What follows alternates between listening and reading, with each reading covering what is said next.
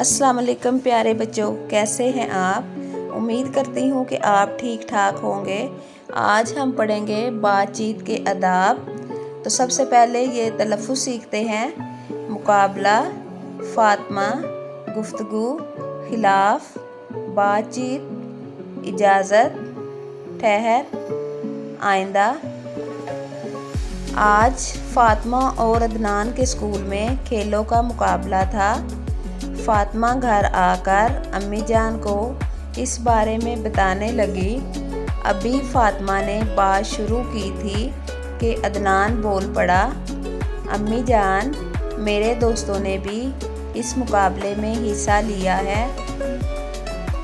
अम्मी जान ने अदनान को समझाया, बेटा किसी की बात नहीं काटते, ये गुफ्तगू के आदाब के ख़िलाफ़ है। अदनान, अम्मी जान, गुफ्तगू के आदाब क्या होते हैं? अम्मी जान, बातचीत करते वक़्त हम कुछ बातों का ख्याल रखते हैं,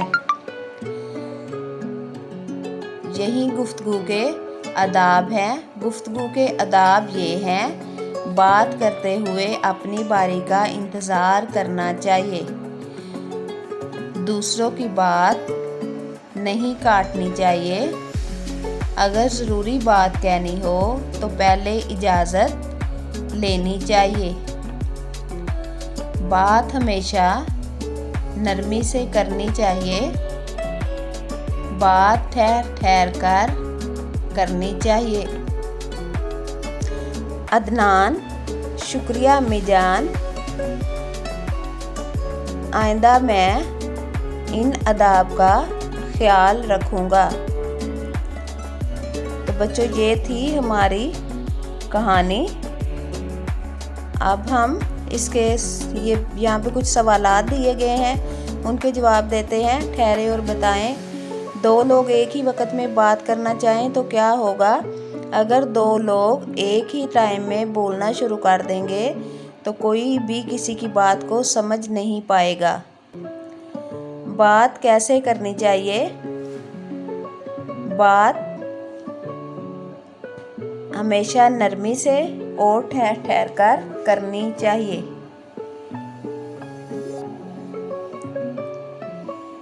इस कहानी में हमने बातचीत के आदाब सीखे हैं। अब हम इसकी मशक को हल करेंगे। अल्फाज मानी, आदाब, अदब की जमा किसी काम के करने का तरीका, बातचीत, आपस में एक दूसरे से बात करना। आगे खाली जगह पुर करें। फ़ातिमा ने बात शुरू की तो अदनान बोल पड़ा। अदनान के दोस्तों ने भी मुकाबले में हिस्सा लिया। दूसरों की बात नहीं काटनी चाहिए, हमें गुफ्तगू के आदाब का ख्याल रखना चाहिए, बात हमेशा नरमी से कहनी चाहिए। दिए हुए सवालों के जवाब लिखे। अदनान ने क्या गलती की? अदनान ने फ़ातिमा की बात काटकर अपनी शुरू कर दी। या इसका जवाब ये भी हो सकता है कि अभी फ़ातिमा ने बात शुरू की तो अदनान बोल पड़ा। अदनान और फ़ातिमा के स्कूल में किस चीज़ का मुकाबला था?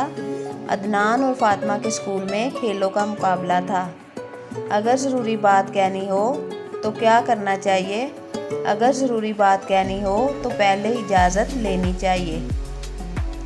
लफ्ज़ों का खेल। यहाँ पे कुछ लफ्ज़ दिए गए हैं, इनको हम जोड़कर अल्फाज बनाएंगे।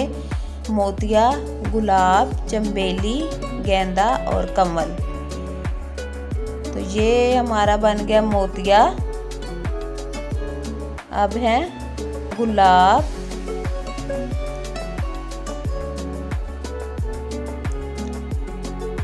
चंबेली,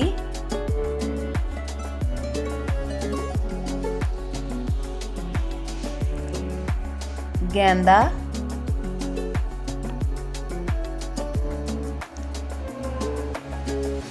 और कमल। आगे ये यहाँ पे इमला लिखनी है। आप इस कहानी में से कोई से भी अल्फाज लिख सकते हैं। मैंने यहाँ पे लिखा है मुकाबला, फ़ातिमा, गुफ्तगू, ख्याल, नरमी, दोस्तों, अदनान, बातचीत, इंतज़ार, ठहर ठहर। بچوں کو اس کی پریکٹس کروائیں. اور آگے یہاں پہ مذکر مؤنث چچا چچی، نانا نانی، دادا دادی، مرغا مرغی، بچہ بچی، بکرا بکری، ابو امی، گھوڑا گھوڑی. بچوں یہ تھی ہماری آج کی مشق. امید کرتی ہوں کہ آپ کو اچھی طرح سمجھ آ گئی ہوگی. تو اس کے ساتھ ہی مجھے دیجیے اجازت، اور اس طرح کی مزید ویڈیو دیکھنے کے لیے میرے چینل کو سبسکرائب کریں. اللہ حافظ.